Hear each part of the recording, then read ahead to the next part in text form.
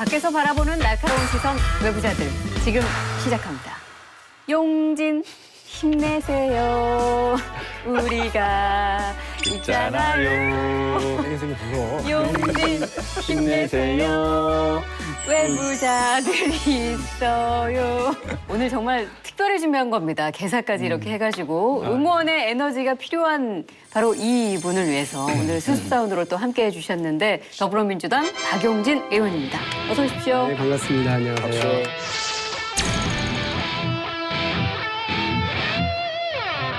3주 만에 나오셨나요? 3주? 3주인가? 3주? 한 달? 지난번 나왔던 출연료가 아직 안 들어왔다는 걸로 봐서는 아직 한 달이 안 된 것 같은데. 아, 그런 식으로 계산하시는군요. 장병호는 그러면 지금 고정이야? 네, 그래요? 정규직됐습니다. 꿈을 잃었네. 야. 제가 그때 정규직이었는데 그때 이미 아니 그때 아니었어요. 한 달 만에 그냥 위상이 확 달라지셨어요. 그때만 해도 부루 의원이었는데 스타 의원이 됐잖아요, 지금. 국감에서 명단을 공개할 때 정말 이 정도로 이게 국민적인 이슈가 될 것이다 이렇게 예상을 하셨어요? 못했죠.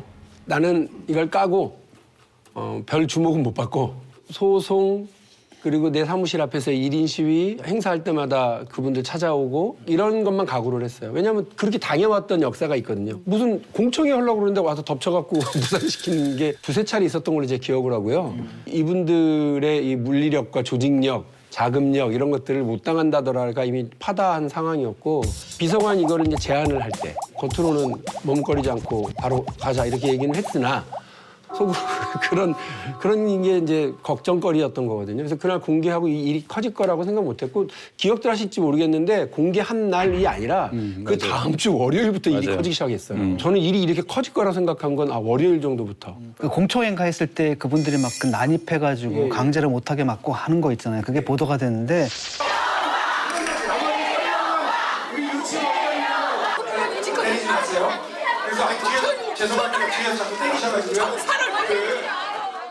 그게 상당히 그 격분시켰거든요, 사람들을. 그래서 그분들이 저한테 와갖고 교육위원회로 쫓겨온 지 3개월밖에 안 된 것이 이렇게 얘기하더라고요. 안 된 것이 네. 뭘 아느냐. 뭘 안다고 말이야 이렇게 얘기하던데 그래서 그런지 다음 총선 포기설? 예를 들면 그런 얘기들도 있던데. 그건 아니에요. 저는 그건 아닌 거죠? 저는 악착같이 재선을 할 생각이고요. 너무 놀라시는데. 네. 뭐 한유총에서 뭐 이런저런 발표도 내고 있고 또 교육부 어떤 이제 방침이 나오고 또 3법 예. 발의를 하셨기 때문에 박용진 3법. 예, 박용진 3법. 찍어서 박용진 3법. 박용진 3법이 중요합니다. 그래서 뭐 반응들이 좀 있어 보이긴 한데 지난번에 사립유치원 일부에서 뭐 폐원을 하겠다 뭐 이런 으름장을 학부모들 앞에 놨다. 근데 이번에 약간 새로운 카드를 좀 꺼내 들었습니다. 매년 11월에 보통 신입 원화 모집이 시작이 되는데 이 신입 원화 모집을 보류 중단하겠다. 사실 이게 그분들의 가장 큰 무기였잖아요. 왜냐하면 우리나라에서 지금 사립 유치원들이 차지하는 비중이 아마 75%죠 아마? 예, 맞습니다. 75%이기 때문에 그 75%에 해당하는 학부모들은 뭐 어떻게 갑니까? 직장도 못 나가게 되는 거고 집에서 애를 돌봐야 되고 그다음에 이제 여당 의원이든 야당 의원이든 간에 이분들이 갖고 있는 강한 로비력 때문에 아무 얘기도 못했던 거거든요. 그래서 이번에도 그럴 거다라고 생각했던 것 같아요. 그렇게 얘기를 했다가 근데 이번에 다른 점은 바로 뭐냐면은 그 학부모들의 분노가 좀 결집이 돼버린 거고요. 국민적인 분노가 같이 결합을 해가지고 받쳐주고 있거든요. 이러다 보니까 처음에 그렇게 나왔다가 좀 꼬리를 내리고 좀 들어가 버린 것 같아요. 예전에 그 집단 휴원 얘기할 때 정부가 내놨었던 뭐 대응 방안에 없었던 게 얘기가 이번에 두 가지가 있어요. 자기 마음대로 폐원하게 할 경우, 강행할 경우에는 예전에 그 카드를 꺼내진 않았는데 3년 이하의 징역, 3천만 원 이하의 벌금에 처할 수 있는 조항을 적용하겠다는 거 하나. 공정거래법 26조를 새롭게 들고 와서 공정거래위원회 의견을 받아가지고 이 부분에 대한 조치를 취하겠다는 거거든요. 표현을 그대로 했어요. 본때를 보이시라고 그랬어요. 본때를 보이시라고. 이번에도 만일에 뒷걸음질 치고 교육부가 물러터진 태도를 보이면 이제 영원히 못합니다. 우리는. 실제로 그렇게 발표를 했죠. 예, 단체로 사립유치원이 뭐 개별 사립유치원의 일방적인 원화 모집 보류, 갑작스런 폐업은 행정처분 혹은 경찰 고발 등의 조치가 취해질 것입니다. 근데 경기 지역 사립 유치원에서는 한 뭐 7곳 정도가 폐원하겠다 이런 의사를 밝혔다는 기사가 있더라고요.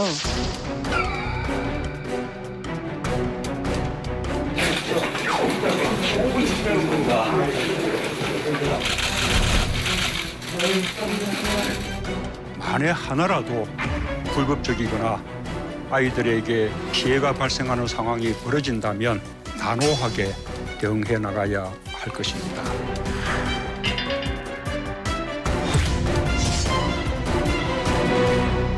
이분들 그 비대위원장 이덕선이라는 분이 계신데 예. 그분이 말씀하고 다니시는 게 불을 지르고 다니더라고요. 이분들이 한 유총의 그 유자가 그 기름 유자 그 불타고 있는 여론에다가 기름 껴서 다니는데 말씀이 다 뭐였냐면 뭐 우리 장사하는데 왜 감사를 하느냐 이런 발언에 저 들으라고 하시는 얘기인 것 같은데 아니 국회의원도 월급 받아가지고 백 사고 애들 뭐 사주고 살림살이 하시지 않냐? 야 저 양반들 봐라. 자기들도 월급 다 받아가거든요. 그 월급에서 그러시라고요. 왜 유치원 회계에서 그러시냐고. 이분은 기름을 끼얹는 게 내 일인가 보다 하고 막 그렇게 그리고 그 그렇게 한유총 비대위의 임원 한 서너 명 가량이 그 비리 명단 사립자거나 원장이다 뭐 그런 그분이 그 당사자예요. 그분이신가요? 보통 이제 우리가 그 사립학교 그러면은 이게 물론 이제 그 사유재산이다라고 하더라도 이분들이 사실 비영리잖아요. 많은 경우에 진짜 양심적인 데는 자기 돈 써가면서 교육사고를 하는데 그럼요. 이분들은 그냥 그 훌륭한 분 많아요. 근데 이분들은 그냥 딱 대놓고 이거 영리야. 우리가 투자한 돈만큼의 이유는 뽑아야 되지 않아? 뭐 이렇게 적나라하게 나오니까 계속 돈 얘기만 하더라고요. 국민들이 황당한 거죠. 뭐 이런 경우가 다 있어. 근데 이제 오늘 박 의원님 얘기를 들어보니까 상당히 입장이 굉장히 강경한 입장이다라는 걸 이제 저도 느끼는데 지금 이렇게 흘러가는 이 지금 구도가 박 의원님이 원래 예상했거나 아니면 또는 희망했던 그런 구도로 가고 있어요? 어떠세요? 어떤 의미에서 물어보시는지 모르겠는데 그러니까 이제 저는 어떤 그거는 의미냐면- 분명히 이번에 끝을 봐야지 이번에 못하면 앞으로는 더 어렵다 이런 생각이고요. 어떤 의미냐면요. 예. 지난주에 진중권 교수님하고 잠깐 그 부분 갖고 얘기를 했었는데 감사 결과가 이렇게 됐다라고 명단 발표를 그렇게 객관적으로 하는 상황이 아니다라고 제가 말씀드렸었어요. 근데 실제로 이게 지금 한국일보에서 명단을 공개를 했는데 전국 비리 유치원 실명 공개 이렇게 여론을 이렇게 몰고 가고 있거든요. 그런데 저는 이 부분에 대해서 굉장히 우려를 했었어요. 근데 박 의원님 보시기에 90%가 비리 유치원이다 이렇게 보고 계세요? 제가 공개한 건 17개 광역시도 교육청이 한 감사 결과의 결과 처분 리스트예요. 근데 지금 이제 우리 장 변호사님 하신 말씀대로 이걸 비리로 뒤집어서 가는 것도 저는 전혀 제가 원했던 방향이 아니고요. 네. 다만 문제가 뭐냐면 교육당국이 문제거든요. 했으면 그에 그걸 까야지. 공개하려고 감사한 거 아니겠어요. 그렇죠. 처분에 따라서 잘 집행이 됐는지 안 됐는지를 우리 학부모들과 국민들이 아셔야죠. 그거를 보는 우리 학부모들, 그러니까 국민들은 보면 알아요. 횡령에 가까운 회계부정 상황이냐, 행정 오류, 시스템의 착오에 의한 뭐 오류, 이걸 다 알아요. 네. 아주 사소한 것들이 감사에 지적됐는데 리스트에 공개됐다는 이유만으로 우리도 똑같이 도매금으로 넘어간다고 하는 분들이 있을 수는 있어요. 네. 그런데 그 해당 학부모들은 오히려 저한테 저희까지 다 이렇게 해서 올리셔서 우리 유치원 되게 괜찮던데 단순한 거 몇 개 하던데 그럼 어떡해요? 그래서 제가 뭐라고 말씀드렸냐면 제가 무슨 자격으로 그거를 임의로 경중을 나눕니까? 저는 그런 권한이 없고 감사 결과를 그대로 교육당국이 했던 그대로 그냥 공개할 뿐입니다. 이거를 제가 이걸 나누면 더 문제죠. 그렇죠. 기준이 뭐냐는 거죠. 그렇죠. 주관적인 기준으로 나누게 될 수 예. 있으니까. 그래서 다 이해하고 계시는 아무리 거예요. 객관적으로 나눠도 분명히 또 이제 딴 말이 나오게 돼 있거든요. 말이죠. 그런 것들은. 기본적으로 이분들이 이 인식은 먼저 고쳐야 된다고 생각해요. 자기는 자영업자라고 생각하는 우리 많더라고. 이거 심하더라고요. 심한 거예요. 교육자가 아니다 나는. 학원 하는 분들도 그러진 않거든요. 대치동에. 그러니까 우선은 그 인식을 바로 잡는 게 중요하다 하는 것이고 다만 그런 가운데 한 가지 주장한 거는 저는 우리가 좀 염두에 둘 필요가 있다는 생각이 들더라고요. 사유재산권은 보장해달라. 이 말은 굉장히 중요한 의미가 있다고 생각해요. 뭐냐. 이분들이 자기 돈 들여 건물 사, 개보수해야 돼, 세금 내야 돼 이런 것들에 대한 공적인 지원이라는 건 없는 거거든요. 그러니까 나는 여기서 적절히 내 이윤을 가져가면 된다는 생각을 했단 말이죠. 그러니까 이번에 회계규칙을 세우면서 시설 개보수에 대한 적립금 같은 거 이런 것들은 근데 좀 반영이 안 됐더라고요. 그러니까 그런 것들도 좀 말하자면 반영이 돼야 되겠다 그런 생각이 그 들더라고요. 부분은 어떻게 생각해요? 좀 네, 그 부분은 진짜 궁금하긴 어떻게 생각하세요? 하더라고요. 이번에 법안에는 없죠? 그러니까 자신들의 그 사유재산을 보장해달라는 게 두 가지 쪽으로 나오는데 하나는 말씀하신 지금 쓰고 있는 건물의 그 개보수 그리고 또 하나는 뭐냐면 아니 유치원 교육은 국가가 무상으로 한다며 의무 교육을 할 거라며 우리도 똑같이 공적 영역을 담당하고 있는데 왜 우리는 유치원에 그 쓰이는 건물하고 땅을 우리가 제공하고 있는데 여기에 대해서는 아무런 대가를 안 해주냐. 네네. 임대료 내놓으라는 얘기가 아니고. 사실 그렇죠. 그러니까 임대사업자가 아니시니까 처음에 이분들이 유치원 허가를 받을 때, 인허가 받을 때 정부가 따로 땅이랑 건물을 못 해주지만 유치원 사업을 할 수 있도록 할 때 자기가 건물과 땅을 제공해야 된다는 걸 다 알고 그걸 준비해서 오신 거예요. 그렇지. 그 관계 법령을 다 준수하겠다고는 서약까지 하신 분들이에요. 근데 이제 와서 유치원에 사용하는 거 이거 우리 거 임대료를 정부가 또 따로 내주라라고 하는 건 적절치 않아요. 해줘야 되는 거 아니에요? 세금 감면. 아, 그건 하고 있어요. 하고 있을까요? 예. 그러니까 전혀 세금 관련해서는 그러니까 저 혜택이 다 있고요. 제가 드리고 싶은 말씀은 뭐냐면 건물 적립금은 정부에게 확인해 보니까 하려고 생각하고 있더라고요. 그러나 이미 유치원 사업을 할 때 그 건물과 땅을 자기들이 가지고 와서 해야 되는 건 줄 알면서 왔었으면서 이거를 지금 내놓으라, 이제 와서 내놓으라고 하는 것도 문제고 또 하나는 아니 회계 투명하게 하자는데 그거하고 맞바꾸려고 그러더라고요. 임대료를. 그게 무슨 상관이에요. 그러니까 안 맞는 얘기를 서로 지금 하고 계시는 거거든요. 국민들 귀에는 어떻게 들리냐면은 이런 예. 것처럼 들리거든요. 예컨대 아이고 더러워 나 유치원 안 해도 내가 건물만 갖고 말이야 임대만 해도 이동은 나오는데 뭐 그렇게 들리거든요. 그 대응을 그러니까 우리가 잘못했다 그러는 거죠. 근데 저는 그렇게 봐서는 안 될 것 같아요. 왜냐하면 또 오늘도 악마의 대변인 왔어요. 그것도 용기야 중요한. 이 사람들이 우린 자영업자다라고 얘기하잖아요. 그게 법률상 정확한 얘기입니다. 그렇죠. 예? 그게 도덕적으로 어떻게 교육자가 이렇게 얘기할 게 아니에요. 유치원 회계에 있는 돈을 뭐 성인용품 사고 명품백 사고 해외여행 나가 쓰잖아요. 학교 법인의 돈을 그렇게 쓰잖아요. 초중고 학교를. 그거 횡령이 돼요. 감옥 갑니다. 유치원에서 그 돈을 그렇게 쓰잖아요. 횡령죄로 처벌됩니까? 안 되죠. 안 됩니다. 지금 판례로는 안 되죠. 안 돼요. 왜 안 되냐? 법원에서 구별을 해주고 있는 거예요. 초중교 학교와 유치원은 다르다. 그런 제도에서 사업을 시작한 사람들이에요. 그런데 어느 순간 2012년부터 뭐 국가에서 지원을 하겠다라고 하면서 전액을 지원하는 것도 아니에요. 일부 지원을 해주면서 이것을 국공립 유치원과 똑같이 하겠다라고 하니까 반발이 있을 수 있는 거예요.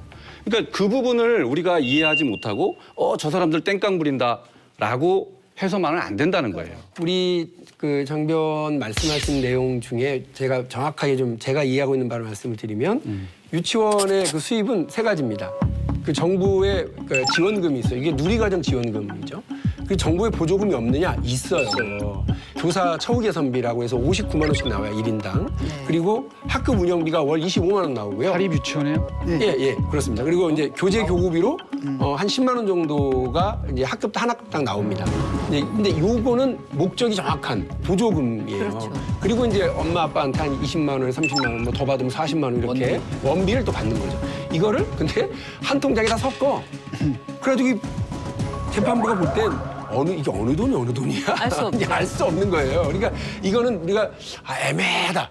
이렇게 해서 이거는 그 횡령죄로 딱 단호하게 처벌을 못하는 걸로 나와 있는 거죠. 그러니까 보조금이 아예 없다. 이런 건 아닙니다. 그래서 제가 누리과정 지원금을 보조금으로 바꾸려고 하는 유아교육법 개정안을 낸 거죠. 박용진 3법. 단순하게 얘기하면 사립학교법을 고쳐서 설립자가 원장을 겸하고 있는 경우가 많은데 그래서 셀프 징계를 하게 돼요. 그러니까 솜방망이 처벌로 끝나니까 이거를 그렇게 하지 못하도록 하는 거 하나. 그다음 유아교육법을 바꿔서 2조 넘게 가고 있는 누리과정 지원금을 보조금으로 바꿔서 목적 외로 쓰게 되면 환수할 수 있고 그렇죠. 그 환수도 하고 횡령죄로 처벌할 수 있다. 학교급식법은 뭐 너무나 당연하게 지금 유치원도 학교라고 해놓고는 학교급식법의 대상은 또 아니에요. 근데 규모와 이런 거를 대통령 시행령으로 정해서 일정 정도 규모의 유치원은 학교급식 대상으로 하도록 한 거죠. 박 의원께서 이제 비리 유치원 명단 공개한 지 2주 만에 정부 여당에서 유치원 공공성 강화 방안 이런 걸 내놨습니다. 그 핵심 내용이 뭔가요, 이게? 일단 에듀파인을 도입한다는 거예요. 예. 에듀파인을 이제 그동안은 할 건지 말 건지 유치원 측의 눈치를 보니라고요. 미적미적하고 있었는데 그거 하겠다. 아니면 이게 그전에는 핵심이고. 권고 정도의 형식이지 않았습니까? 아니요. 그러니까 이전에는 없었어요. 그러니까 이 사립 유치원에 맞는 회계 시스템을 도입하는 문제에 대해서 아무것도 못하고 있었어요. 그러니까 방치하고 있었다고 보시면 되고요. 네. 그다음에 이제 두 번째는 원래 문재인 정부 대선 공약 사항이 40%까지 국공립 유치원의 비율을 높이겠다는 거였거든요. 그걸 2022년까지 마무리하겠다고 그랬는데 그걸 1년 더 당기는 계획안이 이제 발표가 된 것이 사실상 그 가장 큰 핵심 사안이라고 보시면 돼요. 이 지금 정부 여당 그 유치원 공공성 강화 방안 설명해 주셨는데 이거 발표 이후에 한유총 반응이 나왔는데 너무 충격적이다. 너무 충격적인 정부 조치에 경악과 충격을 금할 수 없다. 그동안 사립유치원 측에서는 우리 사립유치원에 맞는 재무회계 규칙을 만들어달라 꾸준히 요구를 했는데 그게 안 됐다. 그러고서 에듀파인 의무 도입해라 이렇게 나오니까 지금 반발이 좀 상당한 것 같은데. 그 에듀파인의 그 지금 쓰고 있는 곳이 어디냐면 사립 초중고등학교 네. 그리고 국공립유치원 이렇게 쓰고 있습니다. 그래서 그러면 아니 국공립유치원에 쓰고 있으면 사립유치원에 쓰는 게 뭐가 어렵다는 거야 이렇게 되는데 현장에서 쓰고 있는 분들의 의견을 들어보면 그냥 기입하는 건 한 10분만 하시면 금방 된답니다. 네. 그런데 초등학교에 맞춰서 하고 있답니다. 그러니까 좀 안 맞는 구석이 있대요, 사실은. 이거는 제가 교육부 관계자로부터 들은 얘기입니다. 그런 것들은 이걸 어디 항목에다 넣지 그런데 이 공무원분들은 이거 대충 이렇게 해서 탁탁탁 잘 넣는데요. 그래서 이거는 그러니까 국공립유치원에서는 크게 문제가 없이 지금 가고 있는데 사립유치원의 경우는 이렇게 쓰게 되면 본인들이 아니 이거는 내 재산일로 알고 그동안 계속 정리했는데 이건 어떻게 해야 되나. 이대로 가면 국공립이 쓰는 대로 가면 자기 재산이니까 그게 못 가는 거거든요. 횡령이 돼버리니까 그런 우려를 지금 얘기하는 것 같아요. 그러니까 그냥 고스란히 에듀파인을 그냥 얹기는 만만치는 않다. 네. 그래서 박용진이 원래 얘기하던 애누리 없는 에듀파인 적용. 이거는 좀 어려울 수도 있다. 네, 이게 요건 항목을 좀 고치는 수준에서는 손을 봐야 된다가 첫 번째. 잠깐 그 지점에서 있는 에듀파인. 애누리가 조금 있는 것 같아요. 유은혜 장관이 그래서 좀 네. 새롭게 그 시스템을 개발하고 있다 이런 말씀 하셨는데 그게 지금 그런 건가요? 그렇습니다. 왜 그걸 당장 안 하고 단계별로 하겠다고 그러고 2020년에 적용한다고 그러느냐. 또 이제 제가 되게 그런 거에도 원칙적이니까 막 얘기했더니 이 이유가 뭐냐. 경기도가 난리가 난다는 거예요. 저건 뭔 말이지? 1,100개가 넘습니다. 경기도에만 사립유치원이. 이게 제일 많아요. 근데 경기도가 한 10년 전에 에듀파인 시스템이 해가지고 서버가 과부하가 걸려서 큰일 날 수 있다는 거예요. 노후화 돼가지고 더 서버를 증축해야 되는데 이 서버를 생산해내던 업체가 뭐 문을 닫았다나? 그래서 새로 이렇게 간단치가 않군요. 네, 다 이렇게 하는데 다 세상 일이 그렇게 간단치가 않아요. 그래서 그러냐? 뭐 언제까지 되냐? 그러니까 첫 번째 프로그램을 해가지고 적용시키는 단계, 그다음에 그 규모에 맞춰서 순서대로 적용하는 단계, 그리고 마지막에 2020년 3월에 전면 도입이라고 하는 요 단계를 하면서 에듀파인은 사실상 요런 3단계지만 전면 도입은 맞아요. 근데 이거를 지난번에 지적됐을 때 그때 했으면 되는 거를 그때 돈도 이미 6억 6천만 원 예비비를 그때부터 따놓고 있었는데 차근차근. 근데 그거를 안 쓰고 불용 처리했어요. 누가? 교육부가. 왜? 눈치 보였겠지. 유치원에. 그러니까 돈도 받아놓고 하기로 이미 다 이게 바로 했는데 문제의 사실 핵심인 거예요. 안 하고 있다가 이제 와서 직무유기였다고. 제가 이동관 선배님이나 여기 계신 고정 패널들 정규직 분들 세 분의 의견에 전적으로 공감하는 건 일이 이 지경이 되는데 유치원이 30% 잘못이다. 70% 교육 당국이에요. 잘 봐줘봐야 6대 4예요. 그 문제는 교육 당국이 더 많아요. 그래서 제가 여당이지만 이 문제가 제대로 정상화될 때까지는 제가 이제 집권 야당 하려고 해요. 잘했어. 계속 지적하고 국회에서 하는 거다. 진짜 그러려고 그래요. 근데 그게 좀 부족해 보여요. 더 할게 그러면 더 해야 돼요. 더. 왜냐하면 지금 저는 제일 가슴이 아픈 게 말이죠. 지금 교육부는 뒤로 싹 빠져 있고요. 그 유치원하고 학부모들 사이에 갈등 구조만 엄청 부각돼 있어요. 교육부는 그리고 나중에 무슨 선심 쓰듯이 딱딱 대책 하나씩 내놓으면서 그러고 있잖아요. 저는 이거 절대 옳지 않다 이렇게 보고요. 우리 국민 감정상 우리가 낸 학비가 투명하게 회계 처리된다라고 이제 생각하는 거는 있잖아요. 저는 그거는 맞다고 생각해요. 그런데 문제는 현실에 맞지 않는 에듀파인을 섣불리 잘못 적용했다간 있잖아요. 어떤 일이 또 일어나냐면 그 다음에 감사를 하면 다 걸리는 거예요. 왜냐하면 에듀파인에서 그게 그대로 적발이 되잖아요. 근데 이거는 안 맞아. 그렇기 때문에 일정을 너무 딱 정해서 그렇게 하는 것보다는 굳은 의지를 갖고 하되 충분한 시간을 거쳐서 억울한 피해자가 나오지 않도록 시스템을 잘 정비해야 된다. 10명의 범죄자를 놓치더라도 1명의 억울한 희생자를 만들면 안 된다라는 그 법칙이 이번 사립유치원 사태에서도 꼭 적용돼야 된다. 특히 교육 문제이기 때문에 그래요. 아무리 사립 유치원에 이렇게 적합한 딱 맞는 회계 시스템을 도입한다 하더라도요. 그렇게 쓰면 안 되는 거예요. 이렇게 일부 정말 엉뚱하게 무슨 그걸로 자기 리스비 내고 뭐 보험료도 내고 이런 식으로 양문형 냉장고 사놓고 자기 집에 거랑 바꿔서 집에다 갖다 놓고 이런 행위는 이건 에듀파인 시스템의 문제가 아니에요. 그러니까 정말로 그 기본적인 양심의 문제이기 때문에 이런 문제와 우리가 갈라볼 필요가 있다. 이런 말씀. 역시나 뭐 지난주에 이어서 말씀드리지만 그런 어떤 비리를 저지른 유치원은 일부의 이야기고 일부죠. 모든 사립 유치원이 그렇다는 얘기는 아닌 겁니다. 그 김병준 비대위원장이 이번에 그 박용진 의원 칭찬하지 않았나요? 아, 너무 좋았어요. 예. 근데 이제 문제는 뭐냐면 그게 자유한국당의 입장이냐라는 거예요. 이렇게 놓고서 지금 분위기 이러니까 이래 놓고서 사실 또 입법을 해야 되잖아요. 근데 솔직히 그러니까요. 뭐 국회 선진화법이 있어가지고 자유한국당이 틀어버리면 사실 말짱 도루묵이 되거든요. 아마 그때쯤에 이제 반격이 들어올 거라나 보거든요. 아니 이제 뭐 이번 어떻게- 얘기가 나왔으니까. 예. 어떻게 생각하세요, 여러분? 일단 사립학교법은 우리가 다 트라우마가 있잖아요. 그렇죠. 노무현 네. 대통령 시절에 박근혜 그 당시 비대위원장 53일 장애투쟁하고 이제 시끄러웠는데 그 트라우마 때문에 다들 이거 괜찮을까 했는데 이번 사립학교법은 유치원 관련한 그야말로 핀셋 개정이에요. 그래서 제가 어느 방송에서 장제원 의원님, 나경원 의원님, 이 사립학교 및 사립재단하고 이렇게 연관이 있는 밀접한 관련이 의원님이 있는 계실 분들. 텐데 걱정 안 하셔도 된다라고 얘기를 했더니 장제원 의원이 서운하다고. 내가 사립학교 운영하고 있지도 않은데 그 연관이 있다는 이유로 그걸 굳이 해서 마치 비호하는 사람처럼 보이는 건 서운하다. 하지만 나는 박용진 의원이 찬성이다. 이렇게 얘기하시더라고요. 네. 대한남아 장제원. 내가 볼 때는 같은 좋은 뜻에 동참하실 것 같고 그 자유한국당도 물론 독자 발의를 따로 개정안을 발의하시겠지만 이 큰 틀에서 대립이 설 만한 일은 없을 것 같아요. 점검하는 수준에서. 우선은 뭐 지금 탄력을 받았고 여론에 게다가 아까 우리 장재원 대한남아 장제원 꼭 얘기하기로 장재원 의원 이건 내가 보기엔 편집될 것 같은데 대한남아 장제원. 대한남아 장제원. 장재원 내가 보기엔 편집될 것 같은데 야 정말 이럴 수 있구나. 어쨌건 이 여야의 협치의 제정신을 한번 발휘해서 잘 협의해서 이렇게 또 누수되는 사각지대가 없도록 잘 반영해서 만들어 주셨으면 하는 네. 국민의 바람입니다. 그러게요. 뭐 이번 정기국회 내 통과를 지금 뭐 아주 긍정적으로 좀 바라보고 계신데 이제 그 이후에 만약에 아무래도 정말 돈이 필요하잖아요. 근데 그 네. 예산을 어디서 가져올 것이냐 이 부분 좀 궁금해지거든요. 지금 발표한 40%까지 가겠다고 하는 건 이 정부가 계획을 세웠고요. 그래서 그걸 집행하기 위한 예산 계획까지 같이 있기 때문에 그걸 좀 또 땡기는 수준 가지고는 큰 재정적 부담은 없답니다. 다만 이제 100%의 문제일 경우에는 요 돈을 어떻게 할 건지를 고민을 하는데 저는 재정이 부담된다고 우리가 국방비 줄이거나 이러지 않잖아요.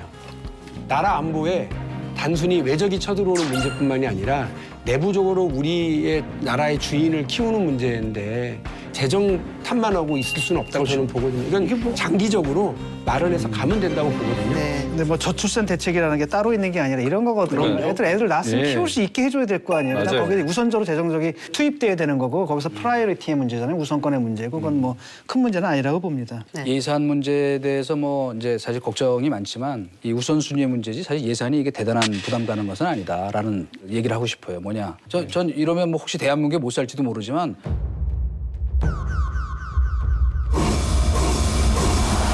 대한민국에 그 교회하고 사찰이 얼마나 많습니까? 저 이거 정말 좋은 생각이세요. 예, 사회적 공적 책임을 이런 거부터 좀 했으면 좋겠어요. 얼마나 좋아요. 선교도 되고. 그러면 자기네가 책임지고 이를테면 뭐 한 몇백 명 단위의 유치원 만들어서 사회공헌 차원에서 할 수 있거든요. 종교시설이면 세금도 감면이죠. 하면 되고요. 세금도 거의 안 내. 왜 이런 거 안 하냐고. 국가 사회적으로 자라난 새싹들 잘 키우는 게 얼마나 중요한 일입니까. 그러니까 이거 대통령이 제가 보기에는 큰 종단 그다음에 대형 교회 목사님들 만나서 저거 하시면 될 것 같은데 왜 딴 거 잘하시면서 이런 거 안 아이디어 할까? 제안해 주시면 선교 유치원은 저희 딴 거 동네- 잘하면서 왜 이런 거 안 하실까? 그렇죠. 만나서 이미 여러 사례들은 있지만 많아요. 예, 예. 상당히 제한적이 그리고 법률적 문제 때문인지 교회에서 병설하는 그 유치원들이 그 신도 교인들만 못 뽑게 돼 있더라고. 네, 좋은 의견이신 것 같습니다. 이거 자, 우리 보셔야 되는데. 박용진 외부가. 보실 겁니다. 의원님은 지치지 않으시고 또 계속해서 이 유치원 비리 근절을 위해서 끝까지 힘써주시길 응원드리겠습니다. 네, 최선을 다하겠습니다. 네. 강서구 PC방 살인 사건, 또 심신미약 피해자입니다. 이 제목의 청와대 청원이 역대 최다 숫자인 100만 명을 훌쩍 넘겼습니다. 많은 국민들이 정말 너무나 안타까워하고 또 슬퍼하고 또 분노하는 그런 사건이었었죠. 그렇죠. 예. 지금 희생자가 우리 사회에서 가장 고통받는 그 젊은 세대, 그것도 이제 알바생이었잖아요. 그렇죠. 또 안타까웠던 건 바로 뭐냐면 이제 취직하기 전에 마지막 알바였거든요. 아이고. 그래서 이렇게 끔찍한 일을 좀 당한 거고요. 그 담당 의사인가 이분이 이제 그때 상처를 아주 구체적으로 묘사를 했어요. 그러니까 너무나 그 잔혹함들이 이제 와 닿은 데다가 거기다 또 마지막으로 가해자죠. 가족 측에서 이 가해자가 뭐 우울증 약을 복용했다 하면서 네. 심신미약을 이제 주장을 태세를 보이게 되니까 국민들 볼 때 이제 황당한 거죠. 더 공분을 굉장히 샀죠. 화가 난 거죠. 예. 예, 그래서 이 사건이 굉장히 커진 것 같습니다. 저는 이런 일이 벌어질 때마다 느끼는 건데 내가 피해자가 될 수 있구나라고 하는 거 있잖아요. 내 행동을 통해서 피해를 서로 주고받은 사람 간에 이런 감정적인 문제가 아니라 느닷없이 그렇죠. 내 눈앞에서 내가 아무런 방어도 안 하고 아무런 의미도 없었는데 그냥 이렇게 테러가 가해지는 이런 일도 너무 많은 거예요. 그러니까 강남역 살인 사건 그리고 이번에 그 PC방 살인 사건 묻지마 살인이에요. 이거 너무 많아요. 뭐 묻지마 살인, 묻지마 공격 이런 거 너무 많으니까 국민들이 상당히 이 불안함을 이가 그냥 아이고 저 사람 안 됐다 하고 이 남의 불행으로 치기는 너무 구체적으로 내 주변에 막 다가와 있으니까 이런 것에 대한 도대체 우리 사회는 여기에 대한 방어, 안전 이런 것들에 대해서 구체적으로 방비를 못하고 있지 않냐라고 하는 불안감에서 시작되는 것 같아요. 그 경찰 발표에 보면은 피해자 김성수가 10년간 우울증 약을 복용했다 이런 부분이 있거든요. 그래서 이제 향후에 심신미약으로 인정이 돼서 감형을 혹시 받는 거 아니냐? 뭐 이런 걱정들, 우려들을 하는 거거든요. 그 가능성이 있습니까? 그런 걱정 때문에 지금 청와대 그 청원 게시판이 그런 거죠. 난리가 났죠. 예. 근데 제가 보기에는 그럴 가능성은 없다. 이렇게 없다. 네, 없다. 이렇게 봐도 될 것 같습니다. 그러니까 우리 이제 형법에 이제 두 가지가 있어요. 심신상실. 심신상실의 경우에는 벌하지 않는다 이렇게 돼 있어요. 근데 심신상실은 뭐냐면은 정신분열증 환자 이런 사람 있잖아요. 항상 미쳐 있는 사람들. 그런 사람들의 범죄는 아예 벌하지 않는다.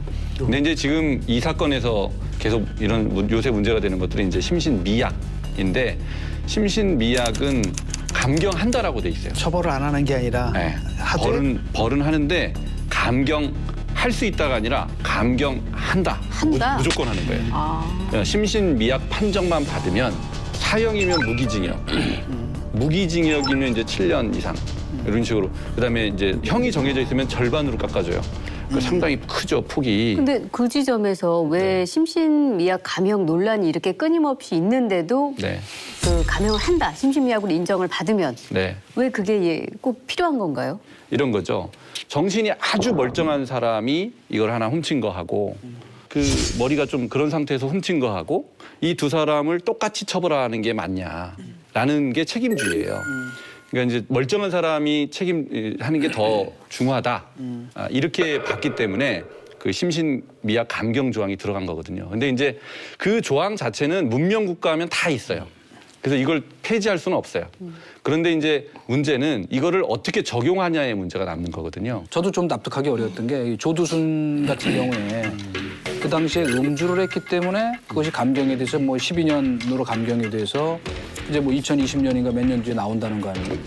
예. 아니 술을 마시면은 가중처벌 사유가 되지 왜 감경이 되나? 예. 일반 정서는 솔직히 그러니까 그래요. 이거는 뭐 거의 뭐 네가 상식적으로 큰 이해가 안 범죄를 그러니까. 큰 범죄를 저지르고 싶으면 일단 술부터 마시고 들어가라. 그러니까. 이렇게 권장하는 것 같아요. 그것 때문에 이제 많이 불신이 있는데 이제는 그게 거의 없어졌어요. 주치 감경은 안 해줍니다. 네. 그러니까 이제 심신미약 인정도 안 해주고 또 그 정신적으로 그게 뭐 문제가 있다 이렇게 이제 인정도 안 하고 그래서 이제 신심 감경이 되려면 두 가지가 있어야 돼요. 하나는 전문 정신 감정의로부터 이 사람은 정신적으로 문제가 있다라는 감정이 있어야 되고요. 근데 그게 있다고 해서 무조건 감경이 되는 건 아니고 법관이 봐서 아 이건 법적으로도 이 심신미약이다라는 판정을 해야 되는 거예요. 이 두 가지를 다 통과해야 되는데 최근에는 이제 우울증이나 조현병 뭐 이런 경우에도 심신강경을 인정 안 하는 사례가 굉장히 많습니다. 형사정책연구원 보고서에 따르면은 우울증에 의한 감형은 상대적으로 굉장히 적은 편이거든요. 그러니까 2014년에서 2016년까지 1심에서 인정된 심신장애 215건을 좀 분석해 봤거든요. 가장 많은 게 조현병이에요. 101건. 그래서 47%고요. 알코올 사용 장애가 32건 15%고 우울증 같은 경우에 전체의 3.7%인데 단지 그 우울증 약 먹었다고 이렇게 강력한 사건을 갖다가 벌인 사람을 뭐 형을 감경해주거나 이런 건 사실 가능성이 거의 없다고 봐도 될 것 같아요. 또 다른 통계는 20년 동안 통계를 보면 이제 정신감정을 한 다음에 법원에서 그 정신감정 결과로 감경을 해준 사례가 퍼센테이지로 따지면 47%. 굉장히 높잖아요. 근데 이제 이거를 3년으로, 최근 3년으로 좁히면 그게 20%로 뚝 떨어집니다. 네, 그러니까 이제 과거에는 그만큼 이제 굉장히 관대했다는 거고 최근에는 법원에서 아주 엄격하게 한다. 이렇게 보시면 돼요. 이게 문제가 그렇더라고요. 그러니까 이런 경우를 센 변호사, 뭐 정관 예우가 있는 변호사, 로펌에 이렇게 해서 돈 많은 사람들이 빠져나가는 거 아니냐는 걱정이 들어요. 우리 사회에 돈 있고 힘 있고 빽 있는 사람들 군대도 가지면 감옥도 잘 안 가. 그래가지고 이번에도 무슨 저 그룹에 아니 가남이라고 하는 사람이 어떻게 밖에 나와서 병보석 상태로 나와서 술집에도 가고 떡볶이 이거 담배도 피고 이래가지고 지금 보도돼가지고 국민적인 공분을 사고 있잖아요. 이게 다 법을 너무 잘하는 사람들이 그 법을 악용하고 있는 거거든요. 심신미약이라고 하는 이 오랜 그 철학, 오랜 그 법리 논쟁 이것도 악용되고 있는 거 아닌지에 대한 걱정이 우리 국민들한테 있을 거예요. 많은 사람들의 뇌리에 남아있는 몇몇 사건들이 있죠. 어금니 아빠 이영학, 그리고 뭐 인천 초등생 살인 사건. 이 경우에는 모두 정신병력을 주장을 했는데 인정이 되지 않았죠. 근데 또 그 반면에 2016년 강남역 화장실 살인 사건의 경우에는 조현병을 인정을 받아서 무기징역에서 30년형으로 이렇게 감형을 받게 됐었거든요. 그래서 이 기준조차도 심신미약을 어떻게 인정할 것인가 굉장히 모호하다. 현재 상태로는 좀 그런 것 같아요. 강남역 살인 사건 같은 경우에는 특히 여성들한테 엄청난 공포를 줬던 사건이잖아요. 근데 심신미약이 인정이 됐죠. 판결을 보면 굉장히 구체적으로 이렇게 사건을 분석을 해놨는데 범행을 미리 계획했다라는 점이 인정이 됐어요. 우발적인 건 아니지만. 근데 이제 가장 중요한 거는 뭐냐면 고등학교 때부터 입원을 총 6번을 했대요. 입원 기록이 6개가 나오고 엄마한테도 이제 평소에 폭력을 막 행사를 하는 그런 이제 행태를 보였고 범행을 한 다음 날 피 묻은 그런 옷을 다 입고 숨기지 않고 출근을 했다. 이 점을 굉장히 주목을 한 것 같아요. 범행 당시에 심신미약 상태였다라는 점을 법원이 인정을 했는데요. 계획성이 인정이 됐는데 심신미약이 왜 인정이 됐을까라는 그런 비판이 있긴 있어요.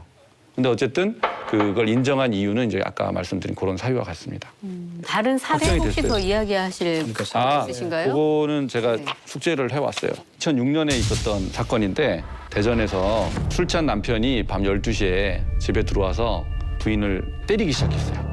근데 부인이 이제 그 맞다가 화장실로 도망을 갔어요. 숨어 있었는데 이제 밖에서 문을 열으라 그러면서 뭐 온갖 입에 담을 수 없는 욕을 막 한 거예요. 근데 이제 이 사람은 이게 처음이 아니라 이제 상습적으로 계속 그렇게 해서 부인을 괴롭혀 왔던 사람이죠. 그렇게 하다가 이 사람이 이제 골아 떨어졌어요. 새벽 2시에 부인이 화장실에 나와서 아령을 들고 남편을 때려서 죽였어요. 근데 이 사건에서 법원은 정당방위 주장을 했지만 정당방위는 이럴 때는 인정이 안 됩니다. 왜냐하면 치매 상태가 종료가 됐기 때문에 치매 상태에서 뭘 대응을 했어야 정당방위인데 정당방위는 인정은 안 되고 대신에 심신미약 감경을 해줬어요. 가정폭력 10년 동안 가정폭력을 당해왔기 때문에 이제 중증의 우울증 증상이 있었고 충동 조절 장애 뭐 이런 것들로 인한 심신미약이 인정이 된다. 그래서 이제 감형을 시켜준 사례가 있어요.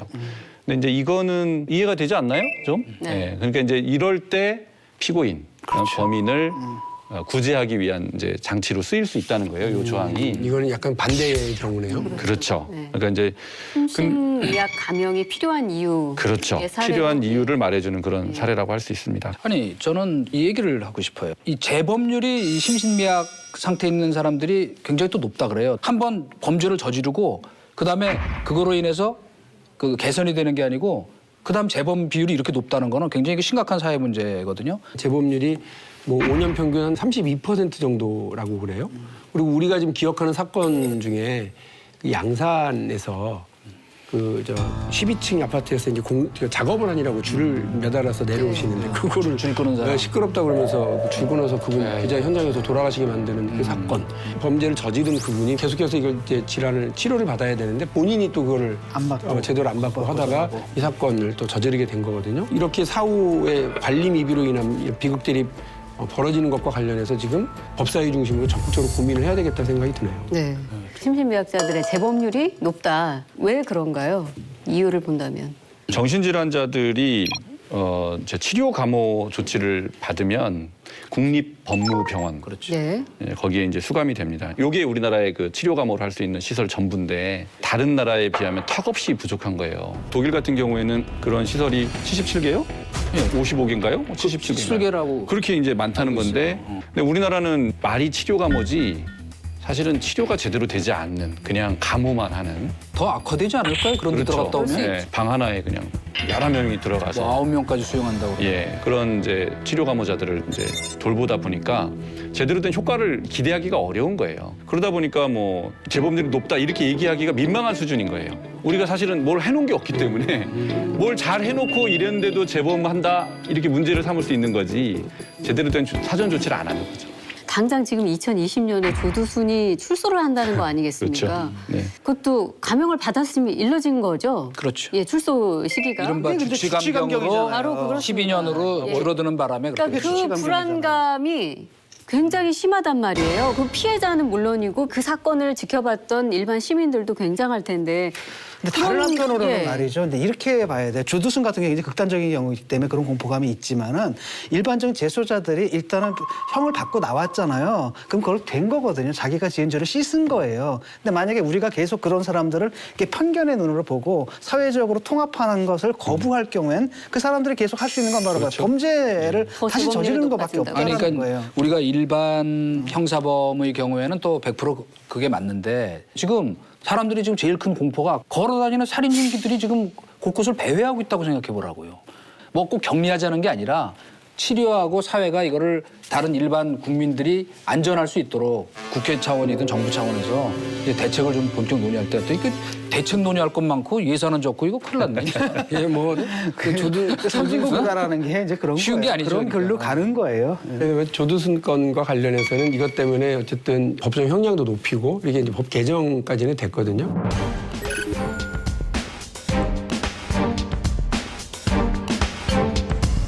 근데 이게 지금 근본적인 치유가 되지 못한다. 그리고 곧 나오는데 이 사람이 그 안에서 마음으로도 죄를 씻고 그리고 정신적으로도 다시는 재범하지 않는 정리가 돼서 나온 것이 아니라 그 안에서 오히려 목사님인가 지인한테 그랬다는 거 아니에요? 나 열심히 운동하고 이따가 나갈 때 그때 가서 보자고. 사회에 대한 원한만 키워서 나오면 이건 더 큰 문제죠. 더 큰일인 거죠. 계속해서 뭐 누구하고 따라다니면서 감시할 수 있는 것도 아니고요. 지금 조두순한테 할 수 있는 게 전자발찌를 7년 동안 부착을 하는 거고 그거는 기간은 더 늘릴 수 있답니다. 그리고 이제 5년 동안 뭐 신상 정보를 공개한다. 이 사람이 어디에 살고 있는지 뭐 그런 것들을 공개한다. 이 정도예요. 그리고 그 이외에 추가적으로 이 사람을 치료 감호를 시킨다든지 그런 거는 이중 처벌이 되기 때문에 지금 현행 법상으로는 할 수가 없어요. 그러니까 우리가 두렵지만 이 사람을 그렇다고 해서 방법도 없는데 계속 어떻게 따돌리고 그렇게 할 거냐 아니면 이 사람을 어떻게 해서든지 안고 갈 수 있는 사회적인 뭔가 장치를 마련할 거냐 그거를 고민을 해야죠. 하나가 더 필요한 게 있는 것 같더라고요. 그러니까 피해가 예고된 경우에 이 피해자들을 어떻게 사전에 보호할 수 있었느냐의 문제인데 경찰에 신변보호 요청을 해도 밤에 한 바퀴 더 돌아주는 거 이런 정도이거나 아니면 뭐 이렇게 단추를 긴급하게 눌러가지고 뭐 출동하게 하는 거 이런 정도인 건데요. 현장에서 확인되는 얘기를 들어보면 이게 어딘지를 모른대요. 정확하게 딱 찍어주는 게 아니라서 경찰이 막 가가지고 이게 2층에서 벌어진 일인지 4층에서 벌어지는 일인지 헤매는 사이 사건이 그 벌어졌죠. 사이에 그냥 살인 사건이 저질러지고 말았던 경우도 있었거든요. 일단 가해자에 대한 사회적 그 사후 처리, 어떻게 이분들을 잘 케어하고 더 위험하지 않도록 할 건지에 대한 문제와 함께 사전에 피해가 예상되는 사람들에 대한 보호, 공포는 가까이 있으니까 네. 이거를 하기 위한 경찰의 고민 혹은 이 사회적인 대안 이런 것들이 좀 있어야 되겠어요. 국감 막바지 서울교통공사 친인척 특혜 채용 의혹이 뜨거운 감자로 부상했습니다. 야당은 지난 3월 1일 무기계약직에서 정규직으로 전환된 직원 1,285명 가운데 100여 명이 친인척이었고 이 가운데 고용 세습이 있었을 것이다 라고 주장을 하고 있는데 만약에 비리가 있다고 하면 그것은 큰 문제이기 때문에 이미 저희들은 감사원에 이 부분을 감사해달라고 요청을. 예술은 일자리 나눠먹기, 끼리끼리 알아서 챙기기에 해결이 된 문재인 정부 박원순 서울시장입니다. 그 자유한국당 유민병 의원이죠. 이번에 이제 국감에서 나름대로 굉장히 유의미한 지적을 한 것 같고요. 예. 분명히 고용 세습이 있었을 것이다 주장을 좀 하고 있지만 아직은 의혹 수준인 것 같고요. 친척들 6촌까지 받잖아요. 6촌까지 받는데 특혜 채용이 된 경우가 얼마나 되느냐. 그걸 밝혀내는 게 이번 국감의 굉장히 중요한 과제라고 봅니다. 네. 저는 진 교수님 굉장히 실망인데요. 되게 신중하시네요. 아주. 그러니까 사립학교 그 감사에서 적발된 거를 비리 유치원으로 이렇게 하는 거에 대해서는 진 교수님 별로 그렇게 흥분하지 않으셨는데 여기서는 굉장히 신중하세요.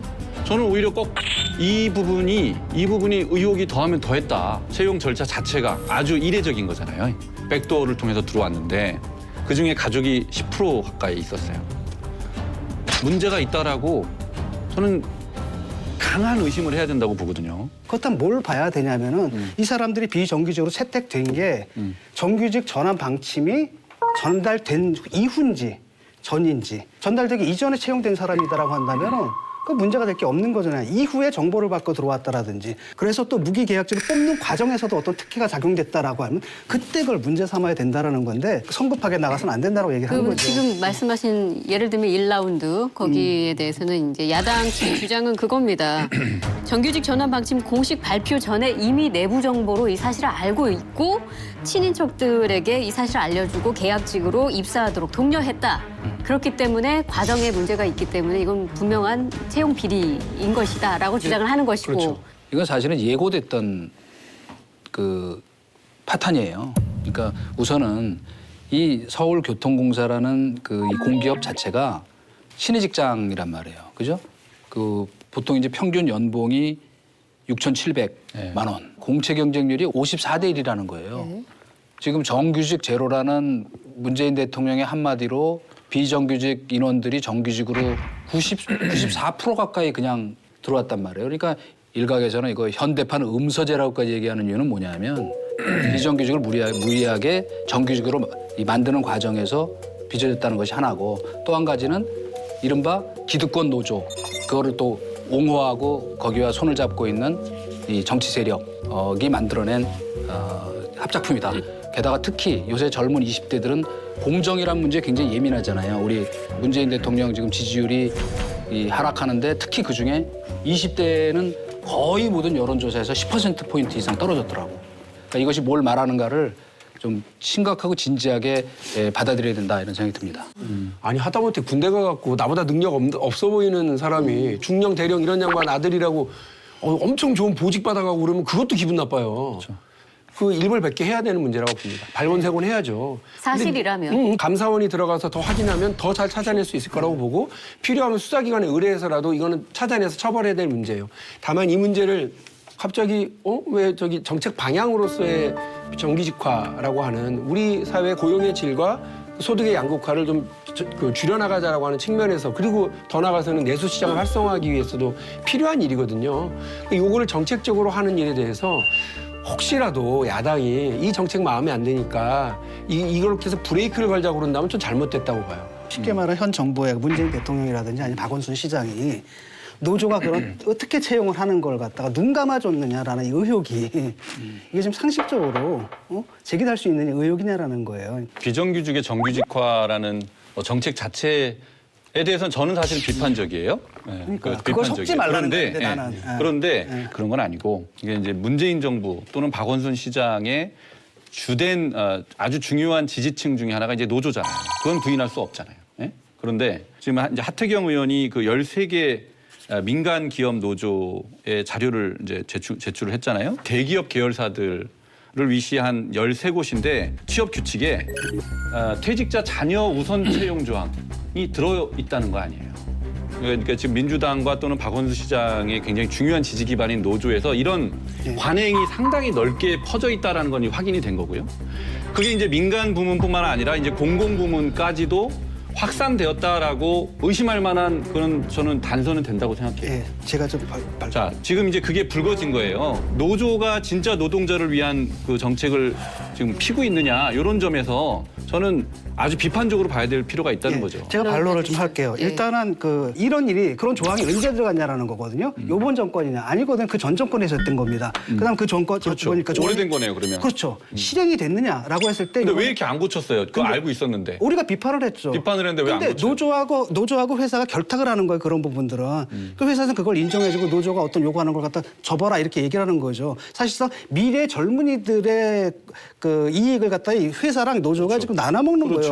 잘못한 거죠. 근데 문제는 뭐냐면 현대에서 뭐라고 얘기를 했냐면은 그 조항에 도입된 이후로 한 번도 적용된 적이 없다라는 거예요. 실제로는. 그건 노조의 주장이잖아요. 그러니까 노조에서 그렇게 얘기를 해명을 한 현대차가 거죠. 그렇게 해명을 했죠. 검증이 필요하죠. 제가 좀 말씀을 드리면 제가 사실 3번 감옥을 갔다 왔는데요. 첫 번째가 서울 지하철 파업 지원을 위해서 총학생회장 때 감옥을 갔어요. 그래서 이거 결혼한 지 6개월 만에 와이프하고 헤어져서 2년 있다가 세 번째 감옥 갔다 오니까 되게 미안하더라고요. 근데 어느 날 내 충격이 뭐였느냐면 나는 어느새 나이 먹어가지고 38살인데 아직도 사회운동 한다고 집에 돈 한 푼도 못 갖다 주고 있는데 애들은 삐약삐약 크고 있고 세상에 대공장 노조 하나가요. 취업 장사를 하고 있더라고요. 그때 그 배신감 때문에 한 2, 3일 정도 정신 못 차리고 살았어요. 그러니까 이게 뭐지? 내가 이 사람들은 사회적 약자인 줄 알았는데 그게 아니라 이런 짓을 해? 이거는 있잖아. 형사처벌 대상이에요. 이런 식으로 노조가 장사하는 거, 그 노조가 아니라 노조 할애비가 되더라도 가만 놔두면 안 되는 일이라고 저는 봐요. 네. 그런데 노동조합이 혹은 노동운동이 노동자가 정치에 관여하는 게 무슨 문제가 있어요? 그리고 그걸 통해서 자신들의 고용 조건이랑 근로 조건을 변경시키려고 노력하는 게 뭐가 문제예요? 이거를 죄악 시장에서는 절대 안 되고 반노조로 끌고 가서 안 된다고 하는 이유가 독일의 3인당, 스웨덴 3인당, 영국의 노동당, 프랑스 사회당까지 전부 다 노동자들이 만들어낸 정당이 하고 있는데 그 사회가 우리보다 더 나아요. 합리적이고요. 그러니까 저는 이거를 마치 귀족 노조랑 엮어서 가려고 하는 건 또 다른 그럼요. 편견을 낳는다고 생각하기 네. 때문에 이걸 반대하고 그게 문제 해결을 어렵게 해요. 어렵게 하죠. 왜냐하면 우리가 좀 다 동의하잖아요. 채용비에 찬성하는 사람 어디 있어요? 밝혀내야 되는데. 왜 그러겠어요? 왜? 잠깐만요. 그러니까 서울 지하철 노조 파업 그때 이제 저도 마침 그 언론사에 있었기 때문에 그때 우리가 봤던 노동운동 우리 제대로 이제 그때 처음 이제 막 시작이 된 거잖아요, 그죠? 그 맹하기의 그때의 초심을 지금 사실 잊어버리고 지금 특히 민노총 같은 경우는 매우 기득권화되고 하고 있다.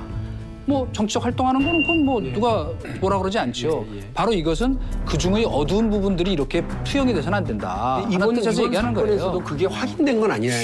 아니에요, 그러니까 이 수서역장은 노조원은 아닙니다. 근데 이 수서역장이 본인의 부인이라든지 혹은 아는 사람들을 이렇게 숨겼다는 거 아니에요? 그러니까 조사에서도 이런 경우는 제가 볼 때는 수사 의뢰를 해가지고 실제 그런 것들이 분명해지면 파면하고 형사처벌 대상이라고 저는 본다는 거예요. 근데 이거를 노동조합이 이렇게 했을 거야. 라고 조직적으로 그럴 필요는 없어요. 아니 그런 의혹을 지금 이렇게 대응했어야 돼요. 바로 우리 그렇죠. 박영진 의원이 얘기한 그렇죠. 것처럼 그런 채용 비리 고용 세습 그렇죠. 있었다면 성역 없이 밝혀갖고 처벌하겠다. 우리도 밝혀내겠다. 뭐 이렇게 설명을 했어야 되는데 심지어 저 부시장이라는 분이 나와가지고 야당의 중에 가짜 뉴스로까지 공격을 했잖아요. 그러니까 그때 익명의 교통공사 직원들이 그때 그런 소문이 파다했다.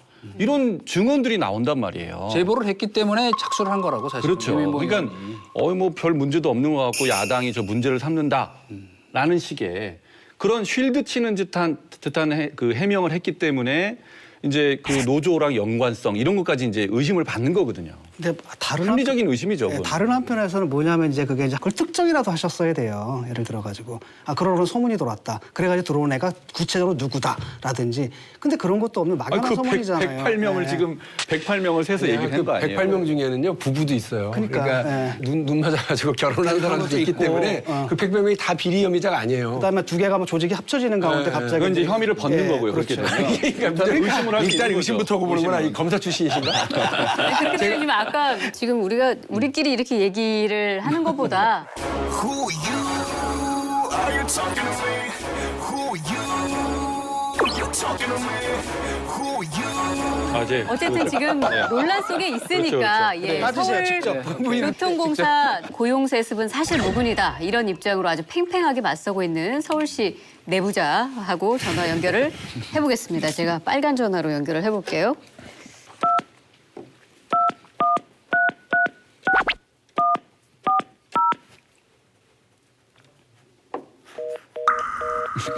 다시 이거 뭐야?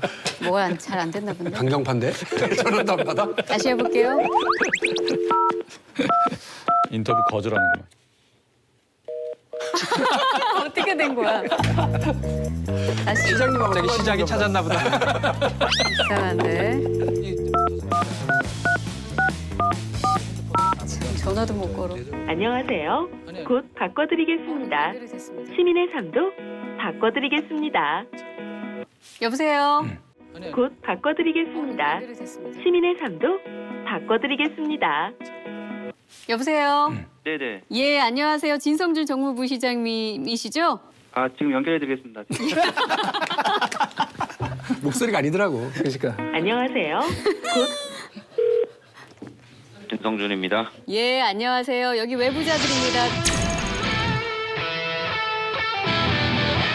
지금 이 고용세습 논란, 네. 특히 구의역 사건 이후에 위험의 외주화 이 비판이 있고 그 이후에 이제 비정규직을 정규직화하는 과정에서 이제 일이 일어난 거 아닙니까? 근데 그때 그렇게 구의역에서 죽은 그런 청년들이 대상이 아니라 정규직 가족들한테 그 혜택이 돌아갔다. 이런 것 때문에 특히 젊은 청년들이 엄청나게 분노하고 있는 거 알고 계시나요? 그게 그러니까 사실관계를 좀 분명하게 해야 될 필요가 있습니다. 당시에 무기계약직으로 외주업체나 자회사에 용역으로 고용되어 있던 분들을 서울교통공사 이전 회사였던 도시철도공사와 서울메트로공사가 직접 고용을 한 것입니다.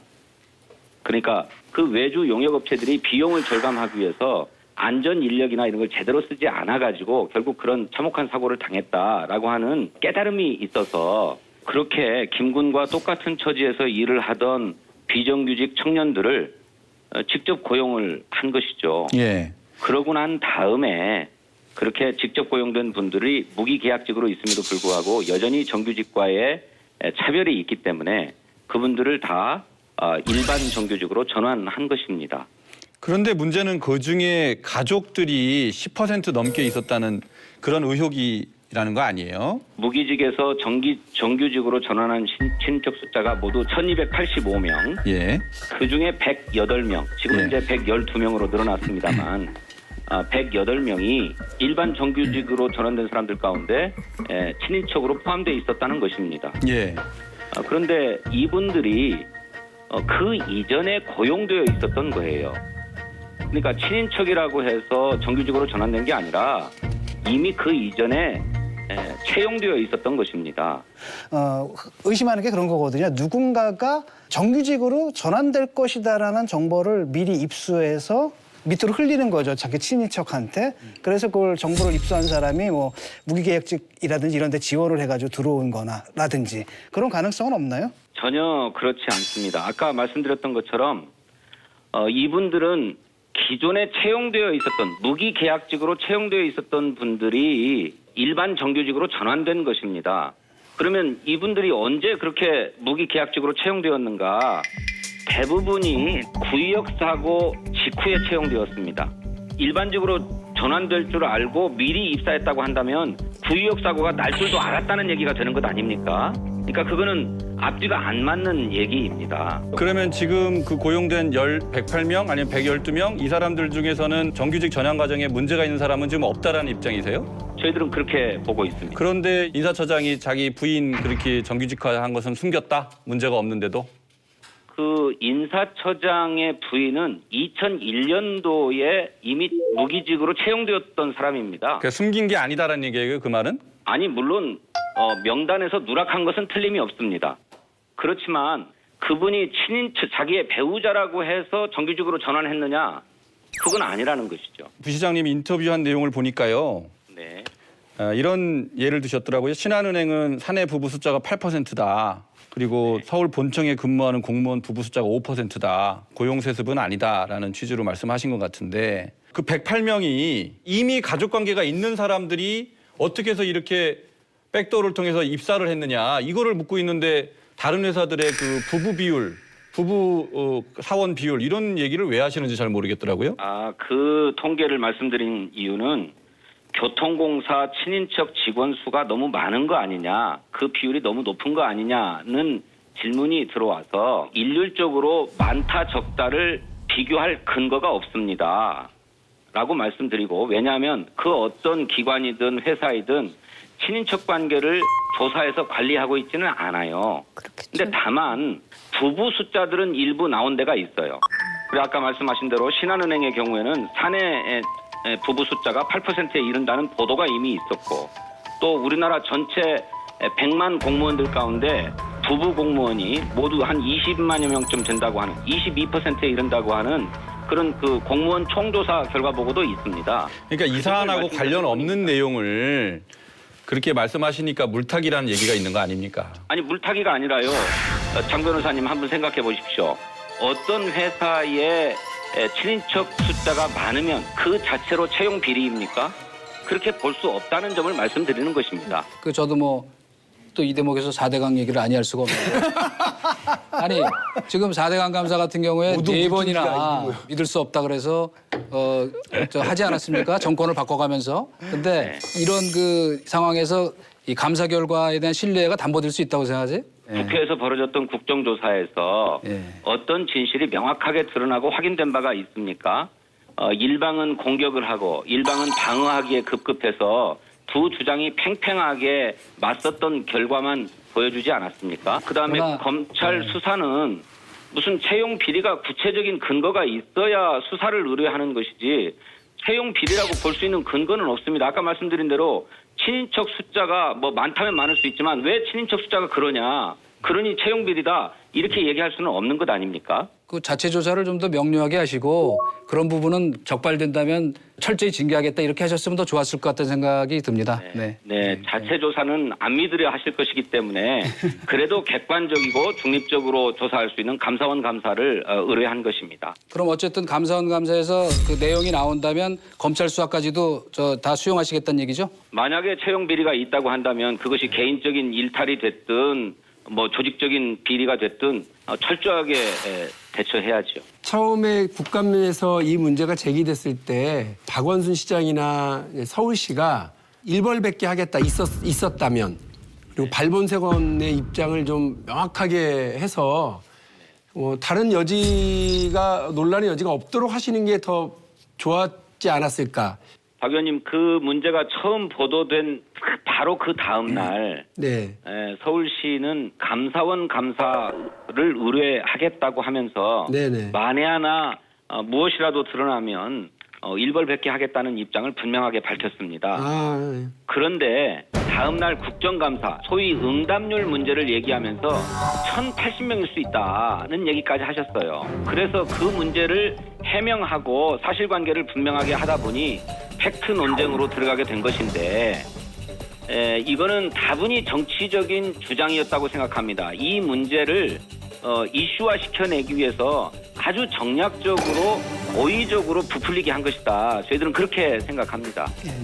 예, 그럼에도 불구하고 어차피 이제 국정조사를 받느냐 안 받느냐는 뭐 서울시의 의견하고는 그걸 관계가 없는 거 아니겠습니까? 국회에서 알아서 국회에서 알아서 하는 건데라고 한다면은 네. 차라리 그냥 뭐 반대한다 이럴 것 없이 국회에서 결정되면 우리 국정조사 받겠다 이렇게 나가는 게 낫지 않았을까요? 물론 뭐 반대한다 이런 입장은 아닙니다. 국회가 결정할 일이니까 당연히 국회의 결정대로 따를 것입니다. 다만 여지까지 국정조사의 과정들을 볼 때 사실관계가 드러난다기보다 오히려 정치적 공방만 무성할 것이다. 그런데 그 이전에 서울시가 이미 감사원 감사를 청구해 놨기 때문에 감사원 감사에서 혹여라도 채용비리 문제가 드러난다면 그때는 뭐 서울시 교통공사뿐만 아니라 전 산하기관으로 확대한다든지 얼마든지 국정조사를 할 수 있다고 생각합니다.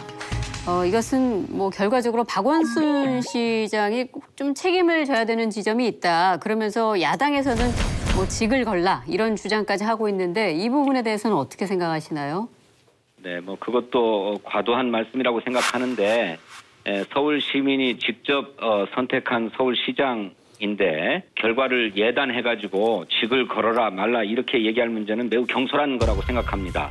물론 서울시의 모든 업무를 책임지고 있는 서울시장으로서 어떤 형태로든 채용 비리가 있었다고 한다면 그에 대한 책임은 있을 것입니다. 그리고 그에 합당한 책임도 질 것입니다. 그렇지만 지금 미리 예단해가지고 직을 걸으라느니 말라느니 이렇게 얘기하는 거는 매우 경솔한 정치적 주장이다 이렇게 생각합니다. 네. 자, 오늘 전화 연결 인터뷰 감사드립니다. 다음에는 외부자들의 직접 한번 출연을 해주시죠. 이게 사안이 복잡해서 제가 무슨 그 보드판이라도 만들어서 사실관계를 정리해서 나가서 설명을 드릴 걸 그랬어요. 그러게요. 얼굴도 안 다음번에 볼 때 한번 전화기로 이렇게 연락드리겠습니다. 설명을 들으려니까 저도 답답했습니다. 네, 네. 오늘 인터뷰 고맙습니다. 네, 감사합니다. 야당에서는 이번 의혹 관련해서 국정조사 지금 요구하고 있고 반면 이제 서울시와 민주당에서는 감사원 감사가 먼저다. 이걸 좀 보고하자 이런 입장인 것 같은데 우리 외부자들의 입장은 어느 쪽이신가요? 박원순 시장이 이른바 그 메르스에 대해서 과잉 대응 논란이 있었잖아요. 그때 박원순 시장이 뭐라고 그랬냐면 시민의 안전 문제는 과잉 대응이 차라리 낫다. 대통령도 그런 입장이셔서 되게 국민들로서 이제 호응이 있었어요. 맛있는 장단 그런데 구더기가 쓸 수 있다. 그러면 과잉 대응해야죠. 그래서 구더기를 쓸지 못하도록 노력을 하고 우리 시민의 안전, 시민의 의혹 이런 걸 다 이제 보호하기 위해서 해야 된다고 좀 봐요. 네. 그래서 이제 국회로 이게 이제 넘어와서 국정조사를 하자. 야당으로서는 백날 이런 주장들을 하고 논란을 키우고 하려고 의도를 갖죠. 홍영표 원내대표도 이 말도 안 되는 소리 하고 있어. 저기 그만 안 돼. 이렇게 한 게 아니라 네. 국정감사 끝나고 검토 혹은 의논 이렇게 지금 밀어놨거든요. 저는 뭐 우리 여당 지도부가 조금 자신감을 가져도 될 것 같다. 서울시도 저렇게 자신 있는 태도고 방조하거나 지시하거나 이런 게 아닌 게 분명한 것 같으니까 그건 너도 나도 같이 이런 문제는 찾아내야죠. 서울시가 국회에 대해서 국정조사에 무용론을 저렇게 막 제기하면 좀 화를 내셔야 되는 거 아니에요? 걱정하지 마세요. 제가 지금 주장하잖아요. 왜냐하면 국정조사가 그렇게 무용한 것만은 아니에요. 최순실 관련한 여러 가지 그 사실이 국정조사 통해서 드러났어요. 국정조사도 필요하면 하고요. 근데 이제 감사원 감사는 그 4대강 감사 때문에 감사원에 대한 신뢰가 없어요. 그렇기 때문에 검찰 수사를 했어야 된다고 보는데 아까 진 부사장이 뭐 혐의가 있어야 수사를 하죠. 아니 저는 굉장히 무책임한 말이라고 생각해요. 이 정도 의혹이 일어났고 게다가 인사처장이 감춘 것까지 드러났잖아요. 어쨌든 유치원 때하고 태도는 확 달라졌어요. 아니 그렇지 않아요. 그렇지 않아요. 일단 덮어놓고 수사? 아니 그러니까 고발하기는 좀 어려울 수 있어요.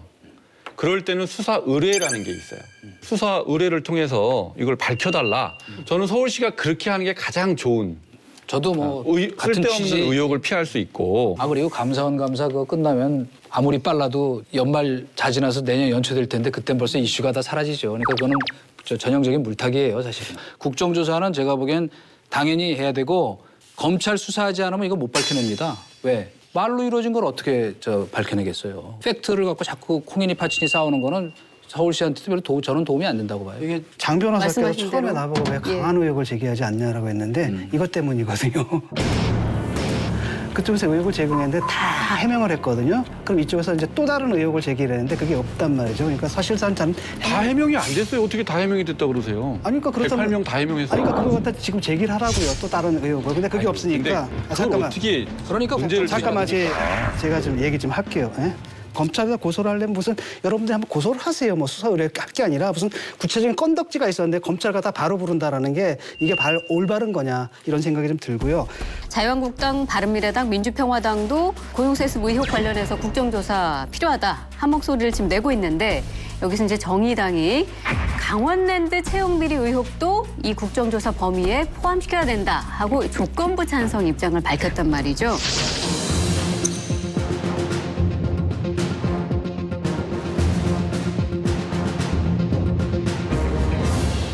원래 정의당 입장이라면 사실 이런 데 있을 때 찬성하면 안 돼요. 왜냐하면 근거가 너무 부족하기 때문에. 그런 면에서 찬성한 건 아까도 그런 의미가 있다는 거죠. 나올 건 별로 없어도 지금 사회적 관심사가 있고 특히 젊은이들이 공정함에 대한 그 열망이 있기 때문에 받은 거거든요. 근데 이제 문제는 뭐냐면 아까도 계속 의혹만 제기했지만 확실하게 드러난 게 강원랜드예요. 이걸 빼놓고 그럼 이것만 하자 있을 수 없는 거죠. 그래서 야당에서 제기하는 문제 제기가 정말 정당한 문제 제기식이다라고 한다면 이것도 못 받을 이유가 없다라는 거죠. 좋아요. 좋은데 좀 이해가 안 되는 거는 강원랜드 이 취업 비리는 이거 특별 수사단이 꾸려져 갖고 검사들이 투입돼서 수사가 진행된 사안이에요. 그렇지. 그래서 지금 기소가 돼가지고 공소 유지를 하고 있어요. 그렇게 수사까지 다 끝난 사건인데 뭐 할 게 있을까 싶은 생각은 드는데 정의당이 뭐 하자 그러면 뭐 마다할 이유는 없을 것 같아요.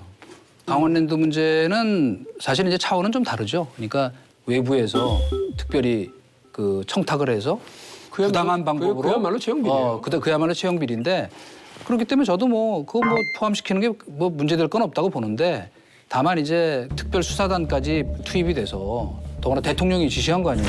뿌리 뽑아라 그래가지고 그래서 진행됐던 사안인데 굳이 또 여기에다가 붙이는 거는 물타기라는 의혹이 있을 수 그러니까 있죠. 검찰 수사하고 사실 국정조사는 목적에서 달라요. 그렇지. 만약에 목적이 같다라 한다면 그냥 거기서도 그냥 검찰 수사 의뢰하세요, 야당에서. 그럼 끝날 문제단 말이죠. 문제는 뭐냐면 강원랜드 같은 경우는 검찰이 처벌할 부분이 있겠고 국정조사는 뭐냐면 어떻게 공공기관의 시스템이, 채용 시스템이 어떻게 이렇게 굴러갔느냐. 그걸 한번 봐야 되거든, 그 메커니즘을. 네. 그래서 이런 메커니즘이 혹시 다른 데는 있는 거 아니냐. 이걸 밝히기 위한 거란 말이죠. 예. 그래서 검찰 수사랑은 좀 그게 되기 때문에 이건 하지 말아야 된다는 말은 좀 그럼에도 불구하고 아니, 근데 논리적으로 그게- 보면 국정조사에 그걸 포함시키자는 거는 감사원 감사 이후에 국정조사하자는 논리보다도 어떻게 보면 약간 궁색한 측면이 많아요. 그러니까 저는 정의당이 그런 사족 붙이지 말고 좋다. 아닌데. 우리 깔끔하게 국정조사에서 그 세습고용비리 다 밝히자라고 했으면 더 모양이 좋았지 않았을까라고 생각하는 거죠. 강원랜드는 그건 국정조사하면 그렇게 될 거예요. 예상되는 장면이 권성동, 염동열 의원 요 두 분이 이제 그 기소가 됐잖아요. 불러서 물어보면 그럴 거예요. 재판 중이기 때문에 얘기할 수 없다. 그렇지. 그건 정당한 사유가 되거든요. 그렇게 될 게 저는 예상이 돼요. 무슨 실익이 있겠나 싶은 거죠. 뻔하거든요. 이제 자유한국당이 어떻게 가져가려는지 이 문제를. 솔직히 말해 여기서 국정조사에 나올 거 없다고 봐요. 아까 말씀하신 실익이 없다 그랬잖아요. 진짜 실익 없거든. 그러면 한국당도 이걸 받은 거는 실익이 없다는 걸 이미 알고 있기 근데 때문에 이제 그냥 문제는 받은 건가요? 뭐냐면 이걸 받게 돼 강원랜드를 갖다 받게 되잖아요. 그러면 한국당 뜻대로 잘 안 될 거라는 거예요. 쉽게 말해 이렇게 정치 공세를 하려 그러면 자기들도 걸리니까 그렇기 때문에 사실 어떤 면에서는 그 국정조사의 그 본연의 업무에 충실하게 하게 하는 함수였다라는 거죠. 가끔 감탄하게 되는 건 우리 진중권 교수 말씀을 들으면 정치인보다 더 정치공학적이야. 그러나 이 대목에서 우리가 사족 다 빼고 얘기하면 말씀 그대로예요. 고용세습 이 비리는 척결돼야 돼요. 채용비리. 채용비리. 고용세습은 아직. 나는 고용세습이라고 얘기할 테니까 그 척결돼야죠. 예. 왜냐하면 그럼요. 그게 정말 현대판 음소제도 아니 그게 뭐예요. 그리고 맨 무슨 권력 가진 사람만 비판하지 말고 이제 사회의 어떤 축에서 기득권 행사하고 갑질하는 곳들은 모두 다 생활적폐 차원에서도 반드시 바로잡아줘야 돼요. 더구나 젊은 세대에게 그 좌절감을 주는 그런 부정비리 행태는 그건 정말 용서할 수 없는 일이에요. 아니 뭐 재벌들이 3대 세습하는 나라에서 뭘 그. 그러니까 뭐 재벌 총수가 감옥 갔잖아. 저는 공공부문 개혁이 단초가 돼가지고 아마 전수조사를 해서 아주 뿌리를 뽑아야 된다라고 생각하고요. 그게 할 수 있냐의 문제는 아니고요. 반드시 해야 됩니다. 기성세대가 우리 청년들한테 줄 게 별로 없잖아요. 지금 경제도 어렵죠. 나라도 어렵죠. 근데 그거라도 우리가 해주지 않으면 정말 청년들 우리가 볼 낯이 없을 겁니다. 제가 뭐 채용 비리 이런 것이 있으면 안 된다고 충격적이다 그런 거 얘기했지만 이게 정규직 되신 것도 아주 충격적으로 받아들여요. 축하드려요. 왜 충격입니까? 약간 충격이야. 비정규직. 아니 본인의 정규직에는 정규직화에는 찬성하는데 남의 정규직화에 너무 그냥 내가 근데 실력으로 되신 거니까 이런 거 상관없어. 그렇지. 비리가 아니지. 여기 누구 아버지 계세요? 그거에 따로 토론하시죠. 그럼 뭐 위에 뭐좀 빼기 좀 있었나? 국정감사가 3주 동안 진행됐는데 어제 막을 내렸거든요. 뭐 지켜보시면서 깊은 인상을 그런 남긴 분들, 그런 분들에게 외부자들에서 상을 좀 드려볼까 하는데요. 이름하여 외부자들 국감 어워즈.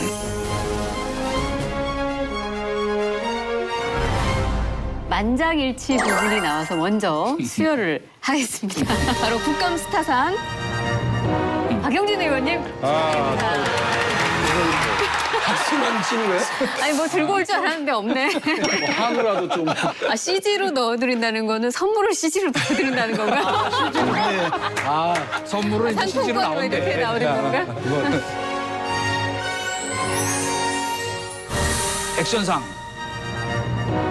자유한국당 원내대표 김성태 이번 그 서울시 국감 때 몸소 행동으로 미안합니다. 저기 백만에 들어서.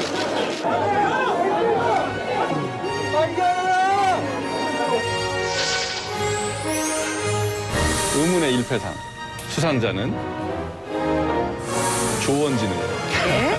조원진 의원이요? 의문의 일패를 당했기 때문이 아니고 두 사람의 정치인한테 의문의 일패를 안겼어요. 경상남도 국감이었는데 김경수 지사한테 뜬금없이 홍준표 전 지사가 골프 친 기록을 내놨어요. 제가 자료 요청을 같이 할게요.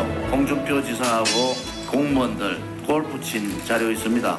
그 양반 골프장 너무 잘 다니니까 홍준표 지사 가만히 있다가 의문의 일패를 당했죠. 나머지 한 사람이 의문의 일패 당한 사람이 또 이제 조원진 의원이 김성태 원내대표가 서울시청 급습한 사건에 대해서 커멘트를 김성태 원래 그래요. 논할 가치도 없어. 국감하세요. 원래 그런 인간인데 뭘 논해요. 그래서 의문의 일패상을 조원진 의원한테 드립니다. 이현주 의원한테 아카데미 음향상을 드리고 싶습니다. 음향상? 마이크가 꺼졌음에도 굴하지 않고 목소리를 높여가지고 국감에 적극적으로 참여하는 모습이 인상적이었는데요. 그 민주당 이현 의원과 질의 시간을 두고 막 설전을 벌였잖아요. 아니 그거는 왜 질의를 계속 하십니까? 왜 질의를 계속 하시냐고? 아카데미 음향상을 드리고 싶습니다. 음향상? 듣고 있는 느낌이 있는 것 같기도 하고. 아 김성태 원래 그래요. 그냥 자, 아무튼 다음 국감에는 국민을 위해 열리라는 그런 국감 스타가 많이 탄생하기를 기대해 보겠습니다.